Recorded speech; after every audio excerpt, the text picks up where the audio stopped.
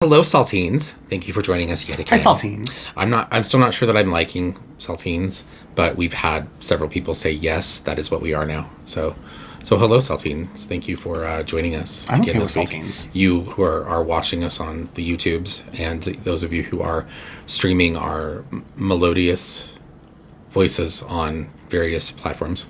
Melodia. We have a listener question, Austin. We do. We do so love listener questions. Please, if you are listening and or watching us on YouTube, please contact us and send us your questions. Yes. We'd love to talk about these things. Yes. So this listener question comes from listener Larissa. Hey guys, I just want to start by saying, love the podcast. I listen to it every day on my way to and from work. Thank you for always taking the time to make this podcast. It's helped me so much. So I have a question. I've always been drawn to witchcraft, but I only started practicing in March of 2022. When I started practicing, I found Hecate, who had sent me a skeleton key. I decided not to work with her because she was too quote-unquote mainstream. I chose Lilith instead. Don't judge me. However, in the last 3 is minutes... this a new listener question? Yeah. Okay, because I think we've answered a question for Larissa before, because this story is very familiar. Anyway, do go on. However, in the last 3 months, it was like Lilith dropped off the all-worldly planes. In the last month... Lilith be like that. It's true. In the last month, I refound Hecate and began working with her. She told me it was her the entire time, acting as Lilith, because I was being a stubborn human who refused to work with her. Is this a mischievous spirit, or is this really Hecate? Also, if it is her, then have you ever heard of her doing something like this before? Yeah, we've answered this exact question on an earlier episode. Oh. Like probably 3 weeks or a little longer ago than that, actually probably close to a couple months ago. What was the date on this? When was this received? August 14th. What's today? August 14th. Is that August 14th of like 2022? No, this is August 14th of this year. Our Lord and Savior, 2023. Who's Lord? What Savior? Hail Lucifer. Hail Lucifer. Who was Savior? Okay. Well, let's go there again.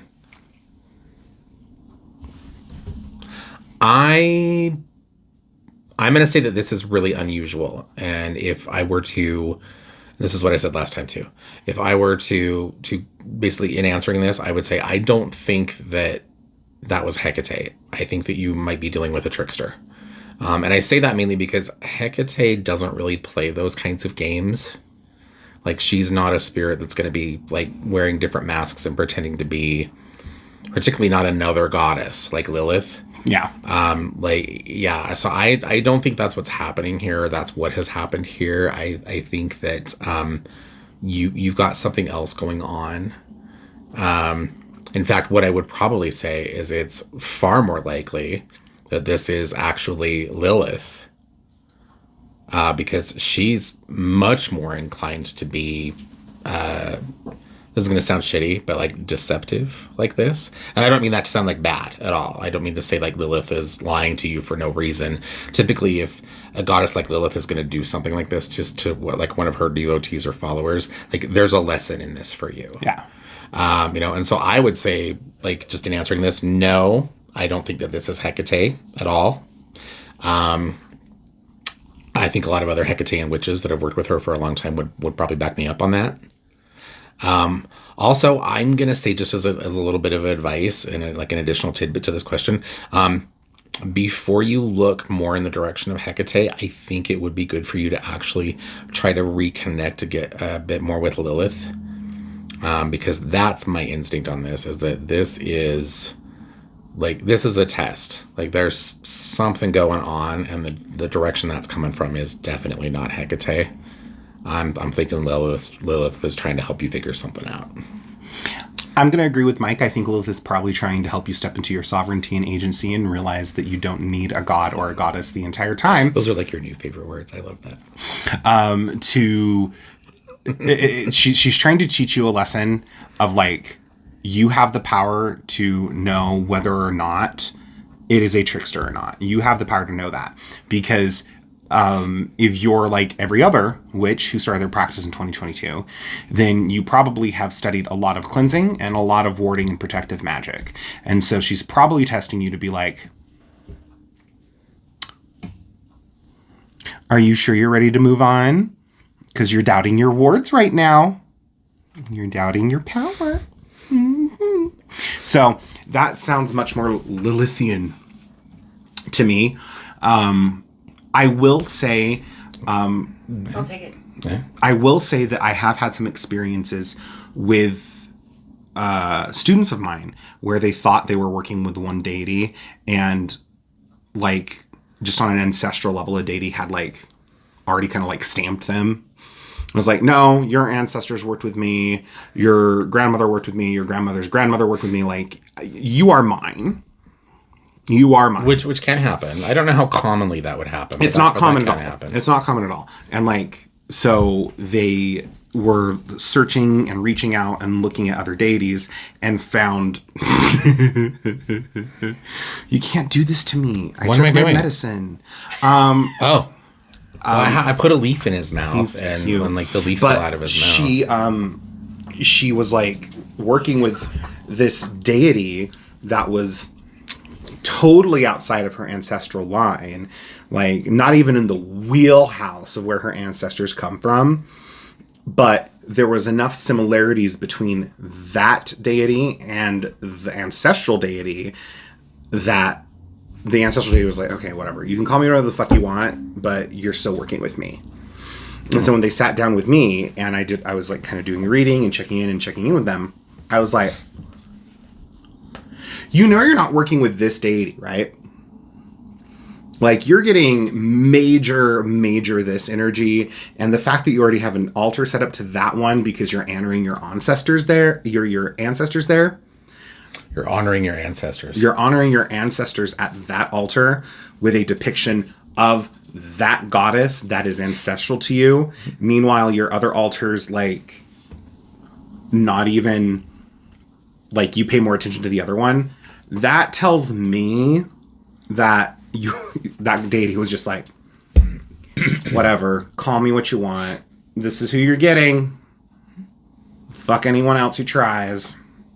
That's your Saturn finger. That is my Saturn finger.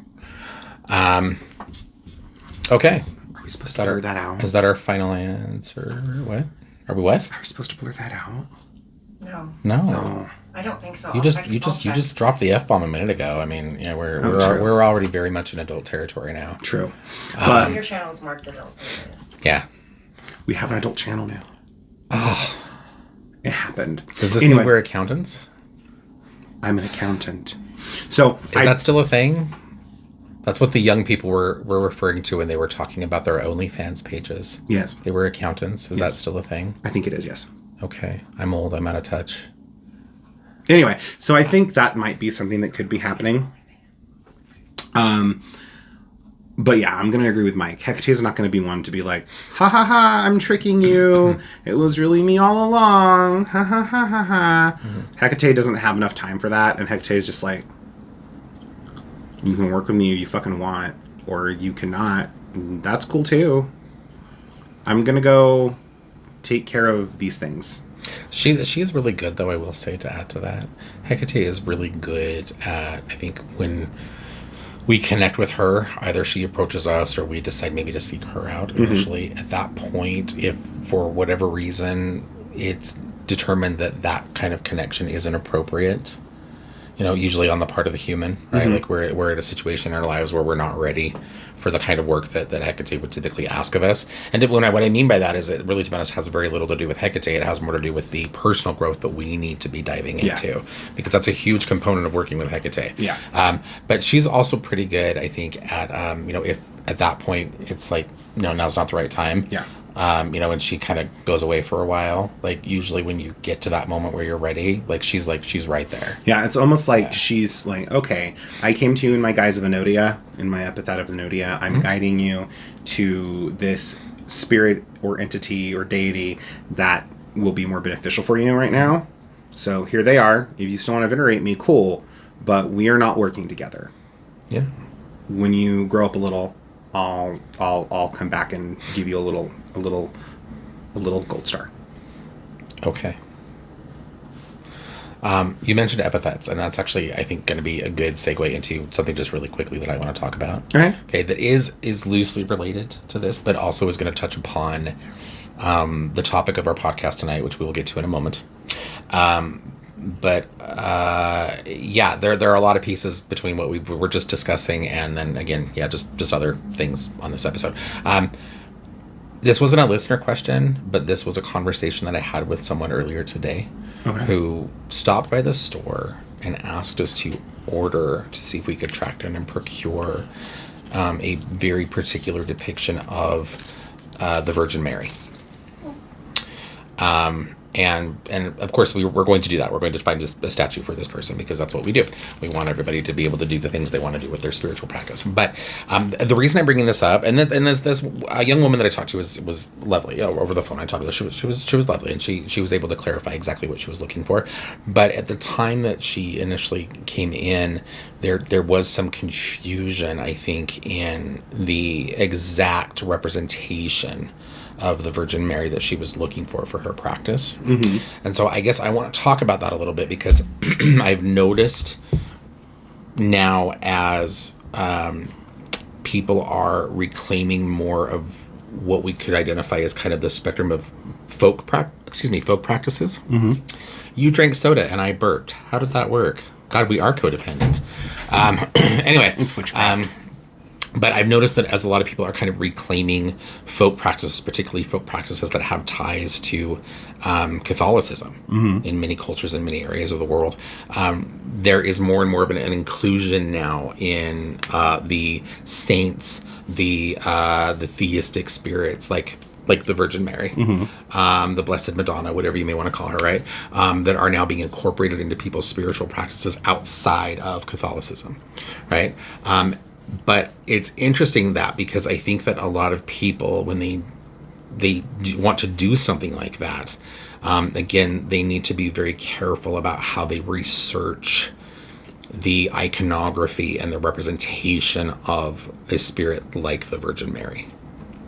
Right? Like in this situation, we had someone who was looking for the Our Lady of Sorrows representation of the Virgin of Mary. And there was some confusion as to whether it was a depiction of the Our Lady of Sorrows or if it was the Black Madonna. Yeah. And they are very different things. Yes, they are.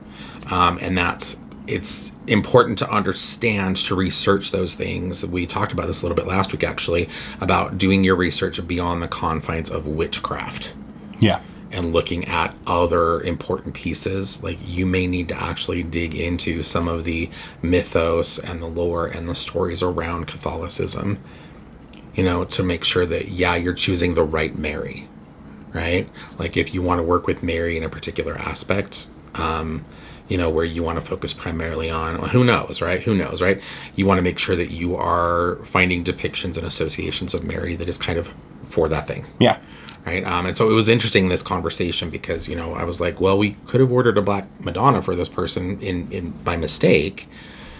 That certainly could have looked similar and would have had the same representation of Mary. Right.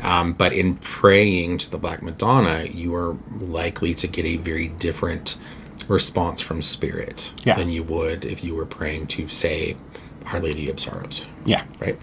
So it was just interesting that, and it was something else that kind of popped into my mind about make sure before you, along the lines of what we were just talking about with this other listener questions, before you have clearly put a name on a spirit that you're working with, before you think you've really identified the thing, make sure you do your work. Make sure you do your homework, because you may not really be connected to what you think you're connected to. Right.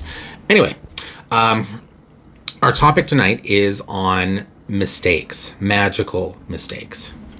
Those moments where we, as witches, occultists, whatever you want to call yourself, those moments where we really screw it up.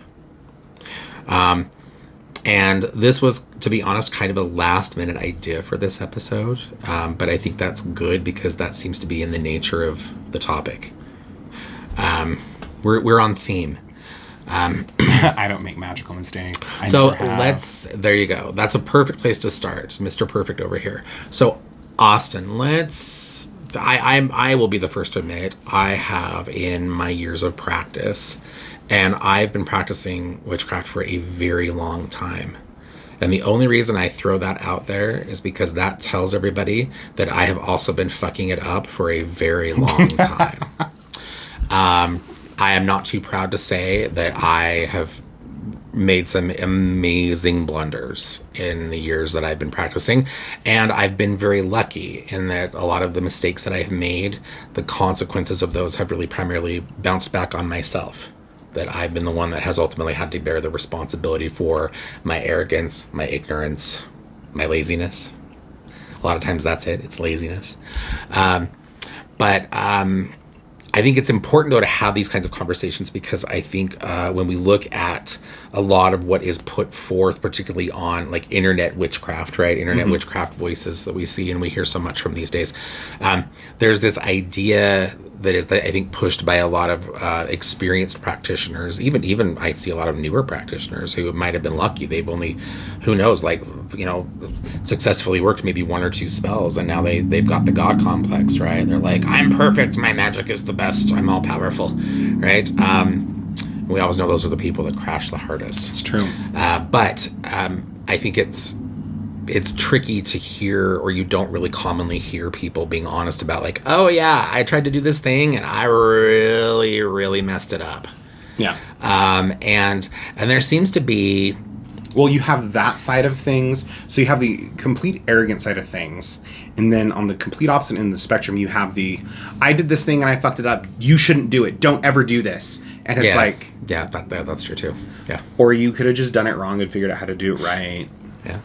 Well, we've talked before, even on recent episodes, how a huge component of magical practice should be experimentation. Oh, yes. If you try something, even if it's something that you got from an established or reliable resource, that doesn't mean that because that spell worked really, really well for that person, that it's going to work for you. You're a different person. Your spirits are different. Your circumstances are different. It doesn't matter. But I think that, we there's this idea that, to make a mistake in the pursuit of magical practice is like that's like the cardinal sin. Yeah. Right? Like, don't mess it up. Don't screw it up. The cardinal sin is actually not making mistakes. Is that a sin, though, really? Yes. We don't really deal with sin, do we, in our magical practice? I was having this conversation with someone in the store today, actually, who is in that really important in-between phase between, like I used to be religious. Did you suggest you're losing my religion class? I moved away. She asked about it, actually. So she was like, what is this about? And so I explained to her what it was about. And she was like, well, I think I'm doing pretty okay with the deconditioning component. Like, she was like, I think I've done pretty well with that. And I would say to her credit, if she's in our store, she probably has. She's probably done some good work there. But the thing is, I didn't want to get into it because I really just didn't have the time at the moment. But what I wanted to tell her is that deconditioning ourselves from religious trauma and things like that, to be honest, is kind of a lifetime's kind of work. Like, you're never really done with that shit. It's like dealing with PTSD.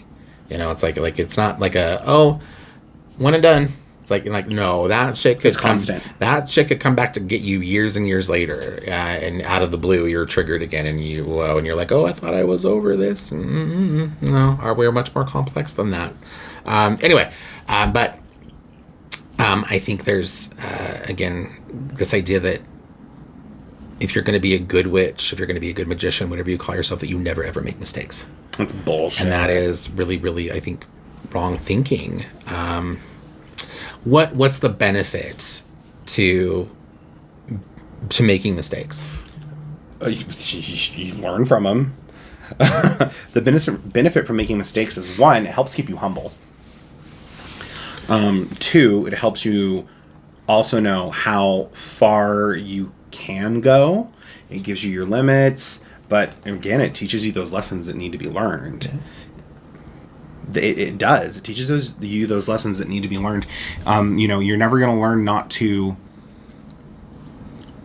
You're never going to learn not to hurl a curse or a hex in jest if you don't do it and then see it either fizzle and go, no, or come back and bite you in the ass because your spirits are like, that wasn't a justified working. That wasn't a justified working. Here you go.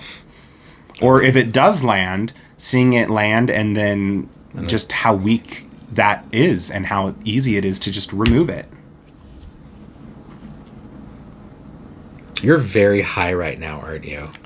I took a larger hit of my medicine than I normally would have. This is part of the process. us at the beginning. Oh, there you go. That's right. Did you make a mistake of getting too high for the podcast? I don't think it's a mistake. Am I not making sense? No, you're good. You're good. Great. It's just weird because usually when something like this is happening, we're both high, and tonight I get to be the sober one. I'm going to torment you through this whole episode. Anyway, no. Okay, so I have my medical card. No, so you're good. You're good. So you're totally legal. Anyway, no. So you got it right there, though. I think really the benefit. But like, am I not making sense? No, you're good. You're good. Okay, no, the benefit to making mistakes really is, and if we're honest about that, and we don't get all up in our head, and we don't allow our ego to get its little feelings hurt, right? The benefit to that really is that nothing is going to teach you quicker than really like doing it wrong and likely having to face some consequences of that. I think we see that happen in really pretty much every aspect of our lives, right? Yeah, nothing's going to teach you not to poke the bear more than poking the bear. I'm poking you. I'll get you later. I'm I'm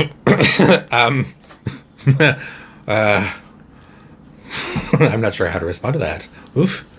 Should I be scared? Enchanté. No, anyway. Yeah, so I think what's one of the other benefits that we can see coming from making mistakes, right? Because we can see a mistake being a learning opportunity. But you also mentioned a moment ago that to elaborate on something that you did mention, that you did say that sometimes making a mistake isn't so much about, I think, just that we just did the wrong thing. I think sometimes moments like that are lined up for us either through our actions or maybe the spirits that we're working with, right? But sometimes moments like that I think are lined up for us because those are ways for us to really fine tune not so much our practice but the path that we're on. I know a number of people over the years who really wanted to get involved into in green witchcraft, right? Like they love the earth, they love nature, they love plants. The idea of working with herbs in their witchcraft just seems so magical and powerful to them, right?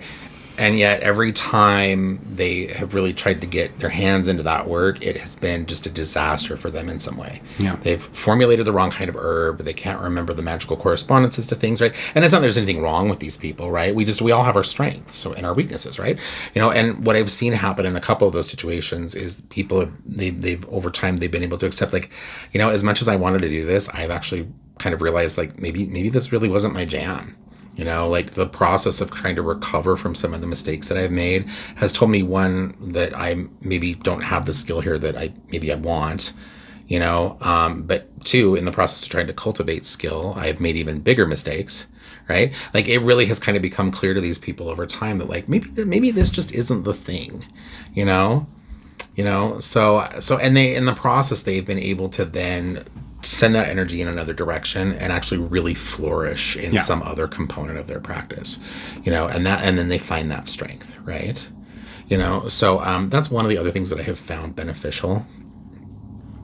You mentioned that making mistakes helps us to stay humble.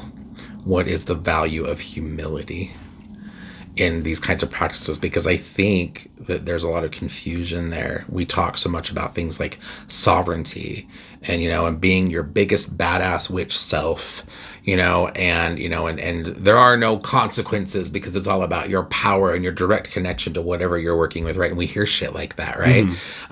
But I find that the people who are most always the ones saying that stuff, they're almost always the people that end up becoming the cautionary tale. Like I always think of Aleister Crowley as a perfect example of somebody who was so insistent, and he was not a witch. And to be honest, I'm not entirely sure he was a magical practitioner. I think dude was really just historically, I think he just was probably one of just the best con men around. But he was really good at painting a picture and really good at getting people to believe that he was something, maybe that he wasn't, right? I wonder what his sign was. It's probably a Scorpio. Or Gemini. Ugh, God, Geminis are the worst. Yeah, they are. Ew. Get away from me. Anyway. Yes, exactly. That's a very good question. Both of you. I think he might have been Aries. I think he might have been Aries. Aries would also make sense. Anyway, I use him as an example because Aleister Crowley, and he's just one of many. Aleister Crowley will always, I think, be remembered as the man that was he was the biggest and the best, and the most feared magician, you know, and I mean, and he couldn't be happy with just saying like, oh, I'm this, right? He had to be this and this and this and this and this, you know, like, this was his image. This was what he portrayed, you know, it's been my experience that the people who need to be the biggest and best also are the people that have the biggest and best failures. Because sooner or later, everything comes crumbling down, right? And that was very much the case for Aleister Crowley, right? Like, dude died not only in infamy, but in poverty, you know? And he's become a very charged figure in the occult community since. He's the black licorice of occultism. You either love him or you hate him. Are we Okay. getting Aleister Crowley now? I'm gonna say no. I would not want to put my mouth on that. Yeah, I don't know. There are Thelemites listening to this program and members of the OTO that are just gonna like be really upset with me. But Aleister Crowley was a creeper. He was gross, and he was really into coprophagy, is my understanding. He did a ritual with one of the many women, I think, that was his representation of Babylon, the high priestess, in many of the rituals that he did as under the auspices of Horus, or the spirit that he thought was Horus, if I'm remembering that correctly. And yes, one of them was because the whole point, and this is very much his philosophy. We're totally on a tangent now. His whole philosophy was basically like there is no extreme, or like there is nothing that is forbidden. Like, you know, was kind of the thing, right? Permissible. Exactly. You know, and so his whole gimmick was like, how much sicker and more depraved and messed up can I get, right? You know, and there's a part of me, honestly, that thinks that at the core, like on a psychological level, maybe he was just like a big time masochist, or maybe like a sadomasochist. You know, but that's the behavioral science part of my brain that's like, who was this person? But there's one ritual he did apparently where he ate a plate of his female ritual partner shit. So anyway, So for these reasons, no, I don't want to put my mouth on Aleister Crowley. but Anyway, so what is the benefit of remaining humble? the benefit to remaining humble is it keeps your ego in check. It helps keep you in line with like, I know that this is what I'm comfortable doing and I can do it well. I know this is what I need to work on and I know how to do it. And this is what I will never touch again. I don't have any talents here and I have no desire to. It helps keep you in alignment with your truth. I mean, I have no desire to study Norse paganism. I have no desire to study anything like that. I've never been called to it. I've never desired it. I've never wanted to research it. And so I humbly bow out when someone's like, well, how much do you know about this? I'm like, I don't know. I know this much. I literally know this much, and most of it is Tiny bit. It's like nothing that you couldn't find from just a normal Google search. But you know, you want to talk about Hecate or something like that, then I'm like, cool. But I also have my limits there. So being humble keeps you in your lane, so that way you don't end up stepping on someone else's toes, potentially getting run over by someone or something, and it helps you know where you're at and gives you a realistic place to grow from and grow to. Okay. What's your favorite mistake that you have made? That I have made? I may decide to share one of my own. You need to. I'm gonna see how messed up yours is, and then I'll decide. It's a boo-boo off. A boo-boo off? Okay. All right. I like it. Boo-boo off. Oh God, I'm trying to think now. Well, as you told us at the beginning of the episode, you never make mistakes. Sorry, you had like a lint or a fuzzy or something on your nose. It's okay. I think part of it isn't that I don't make mistakes as much as I don't see my mistakes as mistakes. I see them as learning. And so I guess it's the term mistake that really bothers me. So what is your process of dealing with a mistake? Yeah. How does that work for you?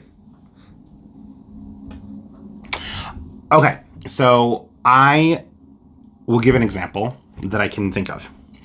I really wanted to be a part of a coven after I left my first coven. And so I found this place, I found this group, and I was like, okay, this is cool. I went there, I really got involved, and I started getting really competitive with other people there. And I started getting competitive because I was listening to a lot of people talk about what they know and what they can do and who they are and where they stand. And I'm over here as someone as a third degree Gardnerian Wiccan who's like, that's not how that works. That's not how you would okay, whatever. And so I started causing waves. Eventually those waves settled because I did kind of like step back and go, okay, cool. You want to do this? Have at it. And so I always had rituals written, planned, and everything because I always knew someone was going to drop the ball. And someone always dropped the ball. So I was always prepared. But the mistake was I put a lot of trust and faith in this group and thought that for some reason it would give me some sort of like power or backing. And eventually it just fell through, and I realized that no, everything that I had been doing, all the hard work I'd been going through, in my mind while I was going through that process, it was, I'm doing this so I can get to the next level. I'm doing it so I can get to the next degree. I'm doing it so I can do this. Really what it was my spirits going, okay, you obviously need someone to hold you accountable to continue your studies. So here, you're in this group, you have issues leading public ritual, so we're going to force you into leading public ritual. You have issues dealing with people, so we're going to force you to deal with people. We're going to force you to learn how to set your boundaries. And so it was that entire thing that was a huge mistake that, whilst it was a mistake, was also a huge learning opportunity for me. And I walked away from that being able to tell the difference between a coven, a cult, and a friend group. Okay. Now, I do have a spell mistake, though. Ooh, let's share that one, because that's probably what people really want to hear. Okay. So, I was doing protective workings. I had gone through... Protective workings. Go on. So basically... I'm like, have I heard this story? This was like this was still year one of us being open up, of the shop being open. Okay. And so, like, we had gotten done with something. Some other place had decided to fling something at us, and we were like, yes. And we were like, okay, different fine, witchcraft whatever. shops can never just behave and get along. Different witch groups just can't ever behave and get along and stay in their own lane, and it gets really tiring. I think that stems from the same kind of arrogance that puts people in a position not to be able to accept mistakes. Exactly. So, we did a huge cleanse, and it was like really, really cool. And I was like, okay, I'm gonna rebuild up back up the wards. Like I'm gonna set some shields. I'm gonna set some things. And I locked the shop and the shop property down, and it was dead for like 3 days. And I was like, what's happening? What's going on? We just did a clear, and everyone's thinking like, what the fuck? What's going on? And then it was finally, it was Chris. Mm-hmm. We were upstairs having coffee, and Chris was like, so I was there, and I like reached out to see like, why was it so slow? And I felt Austin. And he was like, and I know you wouldn't cross the shop up, like obviously not, you're an owner. And so he's like, so I was like, what is this? And he was like, it was some of the thickest protective, like cement fucking wall shit that I've ever felt. And it was blocking business. And I was like, oh shit. Oh no. He's like, and I took it down, and like, you know, we got a little bit busier and sales picked up. He's like, but I need you to like fix that when you go back to the shop. And I was like, sorry. Mm-hmm. So I did. I used gunpowder. I was like, so, and that's how I learned the lesson that there is such thing as being too heavily protected. Mm-hmm.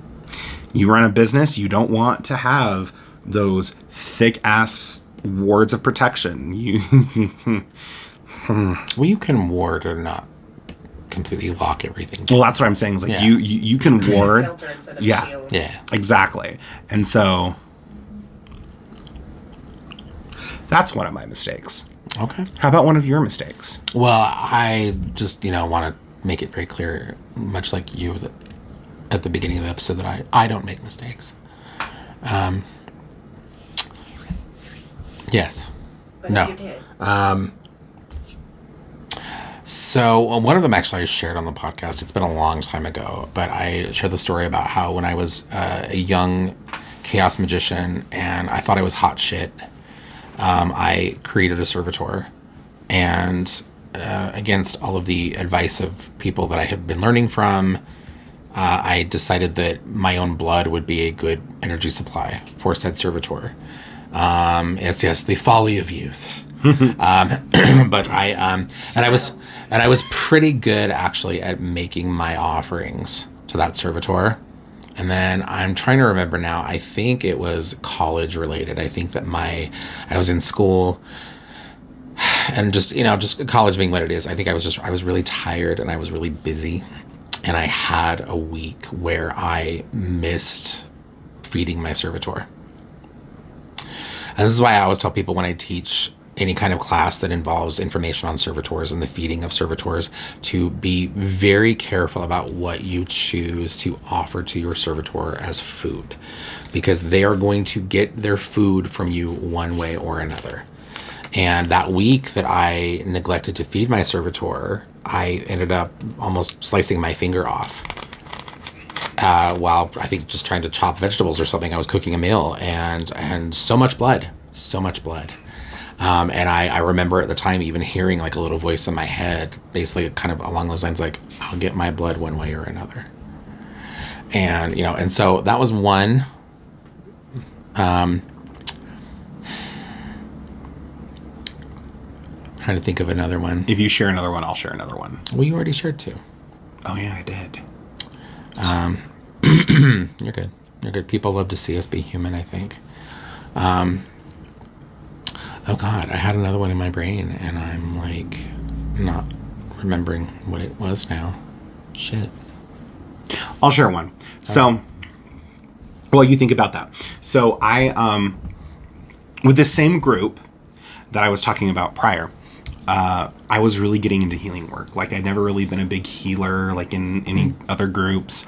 Like, I learned the basics of, like, healing as a witch, and, like, I knew how to cast a healing spell and stuff like that. But, like, actual energy work where you're going into, like, the aura and, like, manipulating it and pulling things out. I had never really learned that. And so this is what I see a lot of light workers do. They get really into it and they do a couple of things and they're like, I'm fucking hot shit. Like, I can rip this cord out and I have all this other stuff. And so I'm working on one of my then coven members' mothers, who's very much not a witch, very much not into it, very much Mormon, but loved hanging out with the gays, loved hanging out with the goths. Okay. She was just like, oh my, I love it here. This is so fun now. I don't think Kelly's watching, but Kelly, if you're watching, I still love and adore you, and I'm so sorry about the situation that I just did, that I'm going to talk about. So she was having some really bad, like, neck pain. And so I was over there, and I was like, you know what, I'm going to try this. And so I started working energy. And I got into, like, this weird trance-like state where I was just channeling so much energy. And I started, like weaving together and, like, locking things down and, like, opening things. And I just, like, was just going. And I was there for a good 10, 15 minutes just working on her. And while I was doing it, she was like, that feels really good. Like, she was enjoying herself. And then I went and I locked everything down. And I was like, there you go. And I was like, I need to go ground. So I got up from the meet and I went outside and I was starting to ground. And one of the very well-intentioned and very well-learned teachers in that group had to fix her because she was starting to overheat. She started getting fevers. She started swelling up where I was working. And Mel, my first Reiki master, actually was like, this is what prompted Mel to teach me, because he was like, it was really good work, but it was a lot. You need finesse. You have power and skill, but you need finesse. Exactly. And so I came in after I had grounded, and she's just weeping, just in so much pain. And Mel's just doing the Mel thing, just taking care of this, and Mel's starting to sweat, and he finally hit some of the harder shit that I put up, and he started getting affected. And so as a group, we all had to work on this one woman because I didn't know what the fuck I was doing. So this is why intention's not everything. Following your intuition is great on certain things. That's the lesson I learned there, was probably don't follow your intuition if you don't know how to do energy work and do healing for other people. Maybe get some training and learn a little bit first. And I also learned that it takes finesse to be a healer. You can't just go in, rip something out, and then lock it up and weave this. Like, it's finesse, it's time, it's training, and it's also knowledge of the anatomy. And so I learned a really big lesson that day. And that's when Melbourne came over and was like, all right, we need to have a talk. And I was like, I'm sorry. Mel was a good healer. Mel was a powerful healer. This dude, I tell you what, Mel was one of those people where you could just step into the room, and he always showed up early for meets, and he would just sit there and he'd just radiate, just healing, comfort, love, healing. And you would just sit there and you just like melt into the couch, and he was just sipping his coffee black. Yes, may he rest in peace. Yes. So thanks, Mel. But Mel's the one who taught me Reiki and taught me, like, healing is not aggressive. If you are doing healing work for other people, there's a time and a place for aggressive, but you also have to be you have to come back in with enough finesse and compassion after the aggression, if not more. So it was a very good lesson, and that's how I started learning about Reiki, and I got my attunements. Well done. Okay, now you have to share another story. I'm sitting here thinking, and the one that I was going to share, like, has just totally just escaped my mind. And so I'm sitting here thinking, like, can I think of another time? And I guess the answer is I can, because there have been many. Most of them, though, I think, rather than going maybe into the details of another experience, I'm looking back on my motivation. Not my motivation. I guess the reason why. The reason why I made the mistake. Mm-hmm. And I think that it's going to go back again to something I was saying earlier, where I think in our culture, not just here in our area of the world, but just human culture, I think that there's this need to know everything. Mm-hmm. Like, I think there's this part of us that somehow associates not knowing something with being less than or being weaker. Yeah, or mistakes equaling weakness. Because if you think about it, like, you make a mistake because you didn't know better, right? Mm-hmm. Or you didn't know, the right way, right? And so you make a mistake, and so I think there's a part of me, in thinking back to some of my own experiences, and a lot of the ones that I commonly see people making, is that there's this front that a lot of people put forth, right? Like, we're like, I'm the expert. Well, I know everything about this, right? And again, we see that a lot with, like, internet witchery. Yeah. Right? Where everybody that has any kind of a social media presence now is like, well, I'm a master at blah, blah, blah, blah, blah. And I was having this conversation with someone the other day where they were talking about, well, you're a master herbalist. And I was like, well, I don't like that terminology. Like, refer to me maybe as a certified herbalist, but please don't call me a master herbalist, because that just seems wrong. Like, I'm like, anybody that gets to a point where they're just super comfy putting the word master in front of something that they do, I'm like, you need to check your ego. a little bit, just a little bit, you know, and which is not to say that people cannot master something, right? There's a difference between having mastery and being able to say, I'm a master. Yeah. I'm like, A master never calls himself a master. It's like, but also I think to fall into the habit of being, constantly referring to yourself as a master, what that tells me is that on some level you've gotten to a point where you think you really know it all. And there's no more point for you to grow or learn. So why even bother? Exactly. And I don't want to work with somebody who is in that position in their practice. I want to work with someone who is able to be honest and admit that there's always more for me to learn. There's always more for me to be able to do and grow. Yeah. Right? Because that tells me that they're still operating from the right perspective, right? And they're going to be bringing a more open approach and a more intelligent, a wiser approach to what they're going to be doing, right? Because there's wisdom in being able to say, I don't know everything. Exactly. I mean, having said that, I do want to go on record right now saying that I do know everything. See, and I don't know everything, and I have no problem telling people that when they come into the shop. There have been times where people have come in and asked me certain questions, like I'm pretty well versed in my herbs. I'm pretty well versed in my green witchcraft. And there are just certain herbs in our apothecary that I'm like, I've never used this in magic. I don't fucking know. Like, Blue Lotus, I've never used Blue Lotus in magic. We have it in our apothecary. People want it. People like it. You use it. The closest thing I've gotten to using Blue Lotus in my magic is to assist in spirit flight. I've not used the herbal matter or component in any form of spell. I think a lot of those herbs, though, because you're dealing with the concept there, the animistic spirit balanced against the actual chemical and organic components of the herb. Yeah. And in witchcraft, very often those things actually parallel each other really closely. Yeah. Like one of the reasons that people use rosemary to cleanse and protect is that rosemary is highly astringent.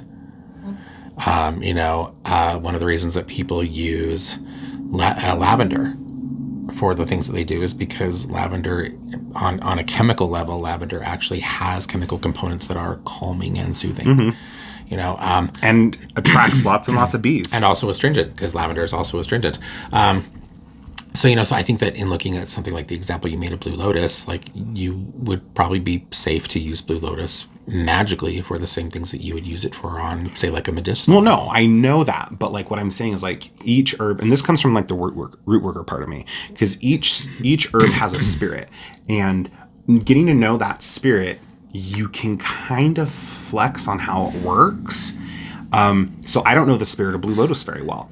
I know the spirit of Hydron the Conqueror root very well. I know the spirit of rosemary pretty well. I know the spirit of, agrimony, hyssop, like all the herbs that I work with quite frequently. But if I were to sit down and go, okay, I'm working this type of spell and I want the effects of Blue Lotus in there. Like I want its spirit of like almost like tranquilizing effect or like soothing effect. But I don't want it like chloroform. Yes, but I don't want it to be like chloroform. Like you still have to get to know that spirit, and because if you get to know that spirit, you can have a better line of communication when speaking to it and activating it. Yes. So that's what I'm saying. No, I get it. So I guess where I was going was what I was saying a moment ago. No, I understand. I think it's good, or is healthier for us and those who have joined us, our saltines, to cultivate a sense of strength and empowerment and being able to say that you don't know everything. Yeah. And that you don't need to know everything. Because in doing that, to be honest right there, that will help you avoid making so many mistakes. And it'll make sure that when you do make a mistake, that you're able to roll with it a little bit better. Yeah. And you can laugh it off. I think that, to be honest, that's probably the best way. I think people tend to, when we screw it up, depending, of course, on, the nature of the screw up, right, and how serious the consequences are, I think that there's this tendency to, like we feel a lot of shame, or, like, we're embarrassed, right? But I think that when we make a mistake, again, depending necessarily on the severity, particularly in our magical practice, that if we can, it's probably better just to laugh that shit off. That was the story I was going to relate, and I don't want to go into specifics of the working that I was doing because people don't really need to know that. And again, this was years ago. I've noticed as I've gotten older that I'm much less likely to do dumb shit like this. I'm not trying to say that youth is more inclined, or that the young are more inclined to make mistakes, but the young are more inclined to make mistakes. It's because they have more energy to do it. I think there's certainly more energy. There's more drive, and there's something to be said for age and experience. But the story though was basically that I went out and I probably spent like close to $500 on ingredients to do a particular ritual, and at the last minute I couldn't find one thing that I needed, and I ended up substituting something else, and we'll just say that was a waste of $500. Yeah, magic. I know about this now. Ceremonial magic. It's expensive, y'all. Don't do it. Don't do it. That's why I went back to the chaos magic and the traditional witchcraft, because no, thank you. Ceremonial magic is just, it's too much. I need to know about this working now. It's the opera melon, right? No, sorry, that just popped into my head because we watched that movie recently. The Rite of the Opera Melon. The Rite of the Opera Melon, which is actually a fictitious thing. It's not a real rite. What? Yes, it's like, there's this old, like in a lot of the old grimoires, it's kind of like kind of in the same vein of like Solomonic magic, really.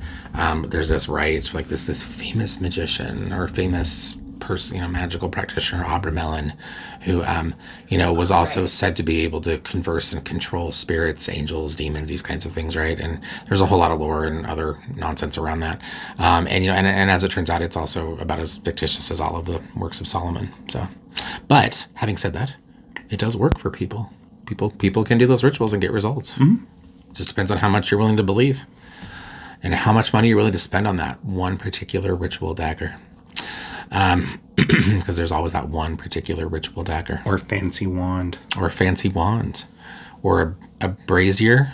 Brazier? I remember being a child and seeing like Brazier? people. Yes, I remember being younger and hearing the older generational witches in my coven talking about braziers for like their fire and stuff, and thinking like, well, and they were all women, so it's like, you guys buy fancy bras for your rituals? That's awesome. What? Yeah. There's a mistake. Yes, those Victoria's Secret bras, they are not flame retardant. I'm telling you right now, you will go up real quick. Is that even a nice bra? I don't know enough about bras. Are Victoria's Secret bras, like, are they considered good bras? I don't know. I don't know why I'm looking at you. Ashley, you're a woman. Do you? I am. Thank you. You're welcome. Thank you. I guess. Congratulations. Yes. Well done. I've been well working done. on it a while. Well done. Yes. I don't. Yeah. I'm not sure. Victoria's Secret basically bottoms out around age 25 for a lot of people because Okay. their breasts get larger, Okay. their bodies change in such a way, and comfort becomes more important than Yes. booty calls. Okay. So it's kind of a Well, yeah, I noticed that. Like, they're always kind of like very pretty and sexy, but they don't seem very practical or comfortable. Yeah. Okay. All right. they're not meant to be worn like 8 hours. They're meant to be worn like maybe for dinner. Gotcha. Because after dinner, you're taking them off. Exactly. Gotcha. Because that's been my whole experience. with Okay, Victoria. no, that would make sense. I'm thinking of the people that I know who have purchased those bras, and I'm like, yeah, that's about right. Anyway, yes, I got nothing. So, What are mistakes you see people make most commonly that you think that could be easily avoided? Thinking that intent is everything. Yeah. That's a big one, because it's not. yeah, allspice does not mean all spice. If a spell calls for lavender, don't substitute with allspice. Probably maybe go spend the $1.95 at Cat and Cauldron and get some lavender. That's going to be the next one I was going to say. I think, like, kind of like the story I was just sharing, like last minute substitutions because you don't have the thing. If you're working a rite, if it's something like, say, like you've come up with something on your own, which is always a good thing. I think, like I as witches, we need to be coming up and crafting our own spells. That's another mistake, is only doing spells that you find in books and never crafting your own. There you go. That's another big one. Yeah. But unless you've, like, if you've pulled a spell or a ritual of some sort out of a book, like an established grimoire, or who knows, right? Your Pinterest page, who the fuck knows? People pull information. Not to say that there is not to say that there's not good spells in books. Oh, no, that's not what I'm saying at all. I'm just saying, but I think that people tend to always kind of look for the external resource, right? Which is good because we need external resources, right? But if you're going to do that, like if you're going to pull a ritual from a book, and that ritual says you need Storax, like you better bust your ass to try to find some Storax. And don't, well, yes. Is it maybe. Storax or is it Styrax? Styrax. I'm sorry, that's what I was trying to say. Styrax. Like don't make a substitution. No. I guess is what I'm basically saying. Like if you're reading something that says like if you want this result and you need these things to get this result, you need to do the best you can to get those things and to do the thing. But also understand that the art of substituting in spells means that you've learned your correspondences quite well. And nay, rosemary is not a good substitute for every herb, just like cinnamon is not a substitute for every spice, just like rose is not a substitute for every flower. And just like frankincense is not a substitute for every resin. But can I always use a white candle? I mean, technically, yeah, Yes. because originally candles were like a yellow because they were either made of beeswax or, tallow. Yes, rendered fat. Yeah, so candle color doesn't really matter. And they smelled awful. Yeah, candle color doesn't really matter in the sense of like essentially having to have it. But if you're going to be working with the vibration of that color and incorporating that into your spell and giving it more focus, then yeah, you want to go with the appropriate candle color. Another mistake that I see people making, blindly following people who claim that they never make mistakes. Oh, yes. That's a big one. Because that's a cult leader. Mm-hmm. You're now part of a cult. Yeah. Here's your blue jumpsuit and your white sneakers. I just went with the Kool-Aid. Another mistake. Really? Is it good Kool-Aid? Another mistake that Is a it the lot best? of people The best make. flavor's blue. And blue is a flavor, y'all. Don't even argue with me on that. A lot of mistakes that that I see a lot of other people make is in regards to like divination. There are people who don't want to actually go and spend the money to get a reading with a reputable reader. And I get it. Sometimes you can't afford it. But if you're sitting and you're pulling the same cards and your cards are all ripping you a new asshole and you're still not listening and you don't want to hear that, you need to go get an outside source. One, you're too close to the situation. That's just a fact. You're going to be biased no matter what. It takes years to develop that sense of disconnect from your own self so you can get a proper reading. And I'm telling you this as someone who has been reading professionally for many years, has been a practicing witch for many years. I still go get readings from other practitioners. I still do, because what I'm worrying about or what I'm anxious about or what I'm focusing on is always going to color that reading. Indeed. Which is why if you get too close to your clients as well, that can also be a danger. Yes.